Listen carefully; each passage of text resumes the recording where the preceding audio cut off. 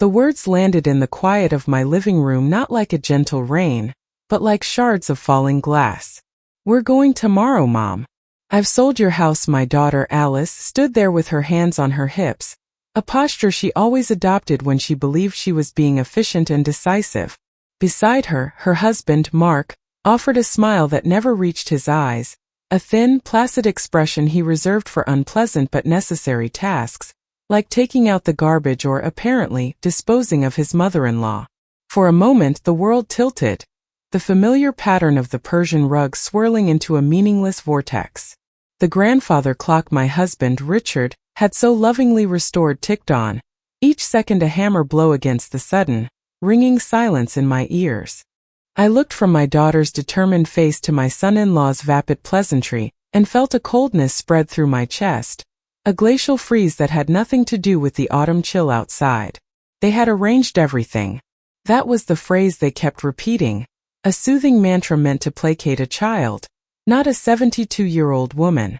They spoke of a lovely facility, a place called Golden Meadows, with planned activities and on-site medical care.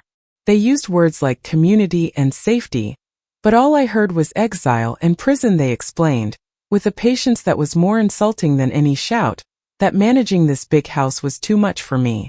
They had found a buyer, a wonderful young family who would cherish it, they said, as if that were a comfort. The money from the sale, they went on, was the perfect down payment for their new much larger house in Texas. A house with a pool for the grandkids I rarely saw. A house with a guest room that, I now understood with sickening clarity, was never intended for me. They had planned it all, every last detail of my obsolescence, and had presented it to me not as a discussion, but as a verdict. I must have looked as stunned as I felt, because Alice's voice softened into that syrupy, condescending tone she used when she wanted something she knew I wouldn't want to give. "Mom, it's for the best. You know it is. You've been rattling around in this place for years. It's time for a new chapter." She reached out to touch my arm, but I flinched, a small involuntary recoil. Her hand dropped. The gesture, or my rejection of it, seemed to break the facade. A flicker of annoyance crossed her face. "We have to be packed and ready for the movers by 10. They're coming to take your things to storage, and a few boxes will go with you to the home." The word hung in the air, ugly and final. She couldn't even bring herself to say its name again. My home, the one I had shared with Richard for 45 years, was now just this place. And my future was the home after they left, promising to return in the morning to help me. The silence they left behind was heavier than any sound. I sank into Richard's old armchair, the worn leather sighing under my weight. I ran my hand over the familiar grooves, the faint scent of his pipe tobacco and Old Spice still clinging to the fabric after all these years. This chair, this room, this house, it wasn't just bricks and mortar. It was a living archive of our life together. I could still see Richard sitting across from me, his eyes twinkling over the top of his newspaper. I could hear the echoes of Alice's childhood laughter bouncing off the walls, the phantom pains of scraped knees and teenage heartbreaks. Every nick in the woodwork, every faded spot on the wallpaper held a story. They weren't selling a house. They were liquidating my history, erasing my existence for the sake of a larger kitchen and an extra bathroom in Texas. The grief came first, a tidal wave of it. It crashed over me, leaving me breathless and hollowed out. How could she? How could the little girl whose tears I had dried, whose fevers I had nursed, whose dreams I had funded, look me in the eye and discard me like a piece of worn-out furniture? I had always given, and they had always taken. It had been the unspoken rhythm of our family. I'd paid for Alice's college education, then her master's degree. I'd given them the down payment for their first cramped apartment, then a much larger one for their first house. I'd covered car repairs, dental emergencies, and extravagant vacations they insisted were essential for their mental health. I ate simply so they could dine lavishly. My clothes were years out of style, but theirs were always the latest fashion. I had considered it my duty, my joy even, to provide for my only child, to give her the life of ease I never had. I saw it as love. Now I saw it for what it was, a long, slow, systematic fleecing. I cried through the night. Not loud, wailing sobs, but the silent, hot tears of the profoundly betrayed. They streamed down my face and soaked the collar of my nightgown as I wandered from room to room, touching the furniture, the photographs, the countless objects that held the memory of Richard. It was in his study, surrounded by his books and the smell of old paper, that the tears finally stopped. The grief did not vanish, but it receded, and in its place something else began to grow. It started as a tiny cold spark in the pit of my stomach and slowly, deliberately, grew into a steady Arctic flame. It was rage. A pure, clarifying rage that burned away the fog of sorrow and confusion. I looked at my reflection in the dark glass of the window, a pale, tear-streaked old woman. But for the first time I saw a hardness in my own eyes I had never seen before. The victim was gone. I walked over to Richard's mahogany desk and pulled out a fresh legal pad and one of his favorite fountain pens. The smooth, heavy feel of it in my hand was grounding. For the rest of the night, under the soft glow of the desk lamp, I began to write. I made a list. It started with the big things: $50,000 for the down payment on their house, $30,000 to pay off Mark's business loan, $80,000 for Alice's graduate school tuition. Then I moved to the smaller, more insidious drains on my finances. The $500 a month I transferred to their account for groceries, which I knew went to expensive restaurants. The endless stream of Amazon packages that arrived at their door, paid for with the credit card I had foolishly added Alice to for emergencies only. I remembered vacations to Italy, ski trips to Aspen, designer handbags, and custom-tailored suits for Mark. I filled page after page, the scratching of the pen the only sound in the house. As the sun began to cast a pale gray light into the room, I tallied the total. It was a staggering number, an amount that made my breath catch in my throat. It was the price of my own blindness, written in black ink. And then I remembered Richard. Not just the husband I missed, but the quiet, shrewd man he had been. He had been a civil engineer, a man of numbers and plans. He never trusted Mark, I knew that. He found him slick and insincere. A man with a weak handshake and shifty eyes. He'd once murmured to me after they'd left a family dinner. And he had worried about Alice, about the bottomless pit of her desires. One evening, a few years before he passed, he had sat me down in this very study. He'd seemed unusually serious. "Maggie," he'd said, taking my hands in his, "I love our daughter, but I don't trust her with money. Or with you when it comes to money. I've made some arrangements. For a rainy day. A really, really rainy day." He had given me a small, ornate key to a safe deposit box at the downtown bank and the business card of a lawyer, a Mr. Henderson. "If you ever feel like you're caught in a storm you can't handle, you call this man," he had instructed. I had tucked the key and the card away, touched by his concern but dismissing it as overcautiousness. It had been sitting in my jewelry box for 7 years. A really, really rainy day. I looked out the window. It wasn't raining, but a hurricane had just ripped through my life. By 8 in the morning I had showered and dressed in one of my best suits, a navy blue one that Richard had always liked. I felt a strange sense of calm, the cold fire of my rage now banked into a focused, purposeful resolve. I found the key and the business card. I called a taxi, leaving a brief, polite note on the kitchen counter. "Gone out for a bit. Don't wait for me, let them wonder. Let them stew in their impatience." The first taste of my new power was the simple act of not being where they expected me to be. The bank was a solemn, marble-hallied institution that smelled of old money and quiet discretion. The safe deposit box was long and heavy. Inside, there was a thick portfolio of documents held together by a rubber band, and a letter on top, in Richard's familiar, neat script. My hands trembled as I opened it. "My dearest Maggie," it began. "If you are reading this, then the rainy day has come, and I am so sorry I am not there to hold the umbrella for you.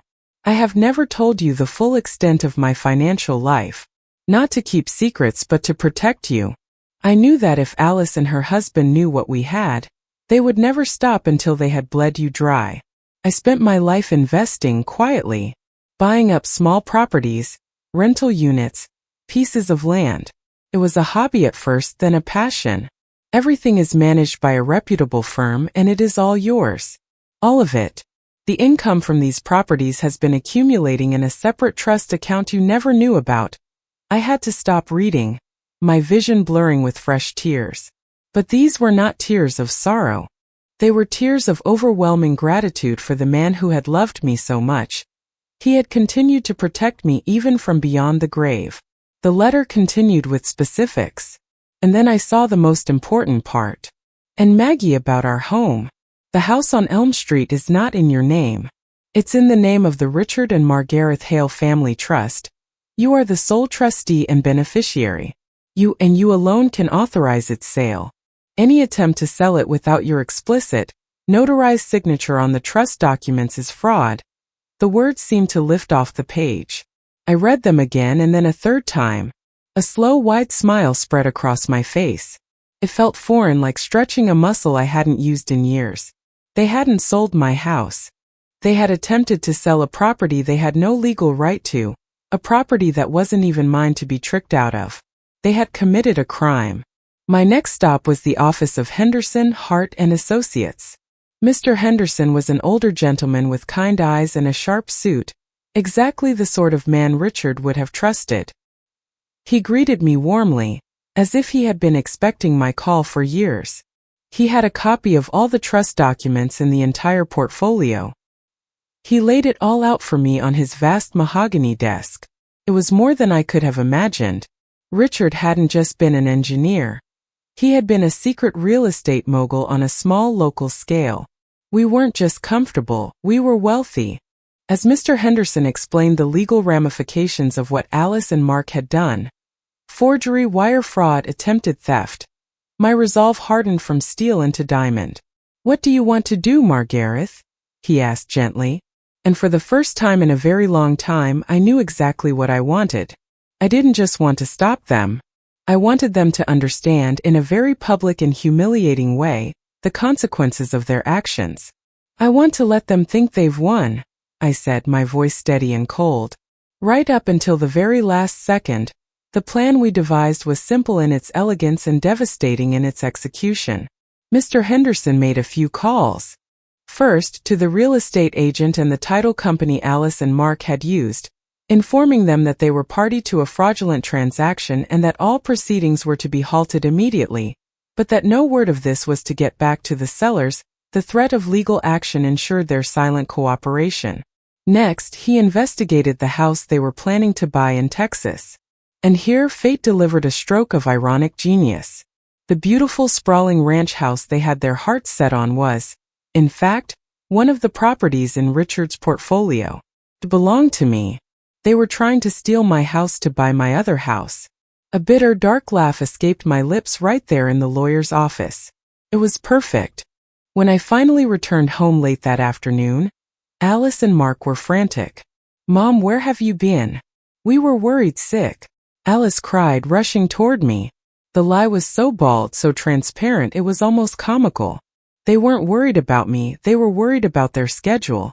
"I had some errands to run," I said calmly, walking past them into the kitchen.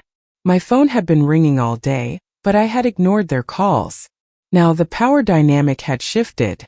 They needed me to be compliant, and I had no intention of being so. "The movers are confirmed for 10 tomorrow morning," Mark said, trying to sound authoritative. "We need you to be ready." I just smiled faintly and said, "Don't you worry. I'll be ready that evening." I did something I hadn't done in ages. I called my neighbor and friend, Eleanor. Eleanor was a widow a few years my senior who lived 2 houses down. She was sharp as a tack and had been through her own fiery ordeal with a greedy son who had tried to have her declared incompetent to get his hands on her inheritance. She had fought him and won, and she wore her victory not with bitterness, but with a serene, indomitable strength. I told her everything. She listened patiently, clucking her tongue at the appropriate moments. When I finished, she was silent for a long moment. Then she said, "Good for you, Margaret. You let them build their own gallows. Now you just have to kick the chair out from under them." Her validation was like a balm to my raw nerves. "Don't get sad, my dear," she added, her voice firm. "Get even. And get everything." The next morning, I woke up with a clarity I hadn't felt in decades. I dressed carefully. I made myself a proper breakfast. I sat in Richard's armchair and sipped my coffee, watching the clock tick toward 10. The storm was about to break. Exactly on schedule. A large moving truck rumbled down our quiet suburban street and parked in front of my house. Alice and Mark were out the door in an instant, directing the movers with an air of proprietary importance. They pointed to my rose bushes, telling the men to be careful. They discussed the best way to angle my heavy oak dining table out the door. From my window, I watched them orchestrating the dismantling of my life. Several neighbors, drawn by the commotion, drifted out onto their porches, watching with curiosity. The stage was being set. Alice came back inside, her face flushed with excitement and exertion. "Mom, are you ready? We should start getting your personal boxes into the car. The people from Golden Meadows said they can have your room ready by 2 inch." She was so close to her prize she could taste it. She saw my suitcase sitting by the door and smiled, relieved at my apparent compliance. "Oh good, you're all packed." I simply nodded. "I'm ready," I said. And I was. Just as the movers were wrestling Richard's armchair toward the front door, my armchair, another vehicle pulled up to the curb. It wasn't a taxi for me. It was a county sheriff's car. A uniformed deputy stepped out, holding a sheaf of papers. He was followed by a sleek black town car from which Mr. Henderson emerged, looking impeccably professional in a dark gray suit. He nodded curtly to me through the window. It was time. Alice and Mark saw the car and the deputy and froze. Their faces, which had been alight with greedy triumph, instantly clouded with confusion and alarm. The deputy walked briskly up my driveway, his boots crunching on the gravel. "Are you Alice and Mark Peterson?" he asked in a loud, official voice that carried across the lawn to where the neighbors were now openly staring. Mark, ever the one to try and take charge, puffed out his chest. "Yes, I'm Mark Peterson. Is there a problem, officer?" "I have a cease and desist order for you," the deputy said, handing a document to Mark. "You are to immediately halt any and all activity on this property. You are also being served with an eviction notice." "Eviction?"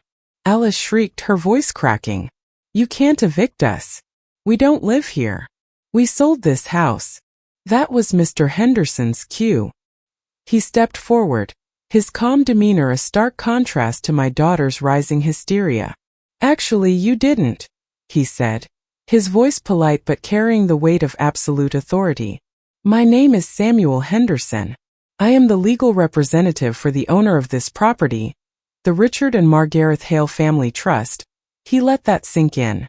The neighbors were murmuring now, their casual curiosity turning into rapt attention.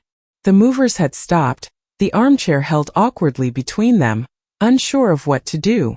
"What are you talking about?" Mark stammered, his face turning a blotchy red. "We have a signed sales agreement. Margaret agreed to it. I'm afraid the documents you possess are fraudulent," Mr. Henderson continued smoothly. "You see, Margaret Hale is the sole trustee of the trust that owns this house. She is the only person legally empowered to authorize its sale. And she has not done so." He turned to me, and I gave a small firm shake of my head. "The signature on your sales agreement is a forgery. A rather clumsy one at that." The color drained from Alice's face.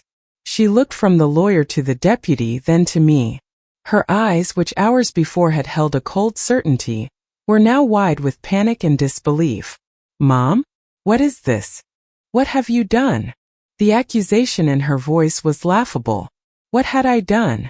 I had simply refused to be erased. I walked out of the house then, stepping onto the porch and into the bright morning sun. I felt 100 pairs of eyes on me. The neighbors, the movers, the stunned faces of my child and her husband. I had never been the center of attention in my life, but I felt no fear. I felt only a profound, liberating calm. "You tried to sell my home without my permission, Alice," I said, my voice clear and steady. "You forged documents and you lied. You were going to put me in an institution and use the money to fund your lifestyle. Did you really think I wouldn't find out?" Mr. Henderson chose that moment to deliver the final crushing blow. "Furthermore," he announced to the assembled crowd, "the house you were attempting to purchase in Austin, Texas, is also the property of the Hale Family Trust. Your offer was, of course, never accepted. In fact, the trust is considering pressing criminal charges for fraud, forgery, and attempted grand theft. However, he paused for dramatic effect, opening his briefcase. My client, in her generosity, is willing to forego criminal proceedings on one condition. He pulled out a document. It was the list I had compiled, now typed up and itemized, a legal promissory note for the grand total of $478,650. You will sign this document, acknowledging your debt to your mother, and agree to a legally binding repayment plan. Or this conversation will continue down at the police station. The humiliation was absolute. Mark stared at the document as if it were a venomous snake. Alice began to sob, not the tears of remorse, but the angry, frustrated tears of a child whose favorite toy has been taken away. The neighbors were whispering loudly now. My friend Eleanor was on her porch, a wide, triumphant grin on her face. She gave me a subtle thumbs up. The movers, sensing the shift in power, carefully carried Richard's armchair back into my living room and set it gently in its rightful place. They signed. Of course they signed. With the sheriff deputy as a witness, their hands shaking with rage and defeat, they signed away their future, shackling themselves to the debt they had so gleefully incurred at my expense. As soon as the ink was dry, the deputy served them with another paper, a restraining order, preventing them from coming within 500 feet of me or my property. Their grand plan had not just failed. It had spectacularly imploded, leaving them exposed as fools and criminals in the eyes of the entire community they had once looked down upon. They scurried to their car like rats fleeing a fire, not even looking at me, and sped away down the street, leaving the bewildered movers and the stunned neighbors in their wake. In the sudden quiet, Mr. Henderson turned to me. "Well done, Margareth," he said with a warm smile. I felt a wave of relief so profound it almost buckled my knees. It was over. I had won. But it wasn't a feeling of gleeful victory. It was something deeper, more satisfying. It was peace. The peace that comes from reclaiming your own life, from standing up and declaring that you will not be broken. In the weeks that followed, I made my own changes. I did sell the house on Elm Street. Not because I was forced to, but because I chose to. The memories were still there. But now they were tainted by the final ugly chapter that had played out on its lawn. I sold it on my own terms for a very good price, to a lovely family who wrote me a letter about how they would cherish it. With Mr. Henderson's guidance, I took control of Richard's portfolio. I was no longer a naive woman who didn't understand finances. I was a shrewd investor, a quick study, and the head of my own small empire. I bought a beautiful modern condominium in a building downtown with a view of the city skyline and a swimming pool on the roof. It was bright and airy and held no ghosts. I traveled. I went to Italy and saw the art I had only ever read about in books. I took a cruise to Alaska and watched glaciers calve into the sea. I reconnected with old friends and made new ones. I joined a book club and a gardening society. My life, which had been shrinking for years, suddenly expanded, becoming richer and more vibrant than I had ever thought possible. And I established the Richard Hale Foundation for Elder Justice, a small nonprofit dedicated to providing free legal aid to senior citizens facing financial abuse from their own families. My story, I learned, was not unique. Eleanor joined the board of directors, and together, we helped dozens of other people find their voices and fight back, just as I had. The first check Alice and Mark sent, a meager court-ordered payment from their now drastically reduced circumstances, I endorsed directly over to the foundation. Their greed was now funding the salvation of others. The irony was not lost on me. I never saw them again, and I never wanted to. I had lost a daughter, but I had found myself. I had learned the hardest lesson of all.